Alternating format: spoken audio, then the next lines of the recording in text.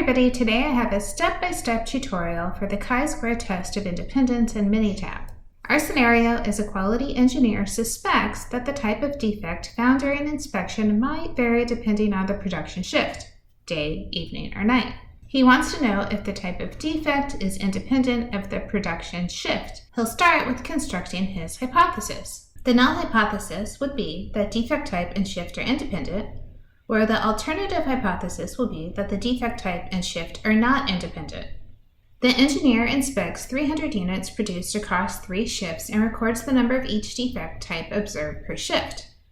The defect types are wiring issues, bearing measurements, and no defect. Wiring issues happen 12 times in the day shift, 8 times in the evening shift, 5 times in the night shift for a total of 25 defects from wiring. There were 10 bearing measurement defects in the day, 15 in the evening, and 20 at night for a total of 45 bearing measurement defects. There were no defects 78 times in the day shift, 77 times in the evening shift, and 75 times in the night shift for a total of 230 items with no defect. For our totals, we can see there were 100 units produced in the day shift, 100 produced in the evening shift, and 100 produced in the night shift. When we go to Minitab, we are not going to enter the columns or the rows with the totals. We'll just put in the defect types and then how many occur day, evening, and night.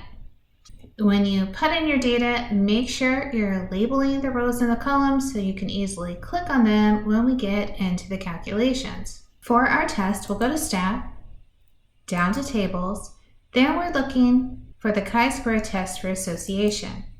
We don't have raw data, so we want to switch to summarized data in a two-way table. The columns containing the table are C2, the day shift, C3, the evening shift, and C4, which is the night shift. The labels for the table are in C1, which is the defect type. Minitab returns a table that has the original observed values along with the expected values underneath. So we can see the expected values for the wiring issue should be 8.33 for each of the shifts. The expected bearing measurement defects are 15 for each of the 3 shifts, and the expected no defect is 76.67 for each shift. Minitab put in the row and column totals that you could check with your original data. Down at the bottom is the summarized chi-square test. We'll be using the Pearson test, not the likelihood ratio. You can see we have a chi-square of 6.354, a degrees of freedom equal to 4, and a p-value of 0.174. If we use alpha equal to 0.05, we can compare our 0.174 to 0.05 and find that p is greater than alpha. Because p is greater than alpha, we will fail to reject the null hypothesis. There is not enough evidence to conclude that the defect type and shift are dependent.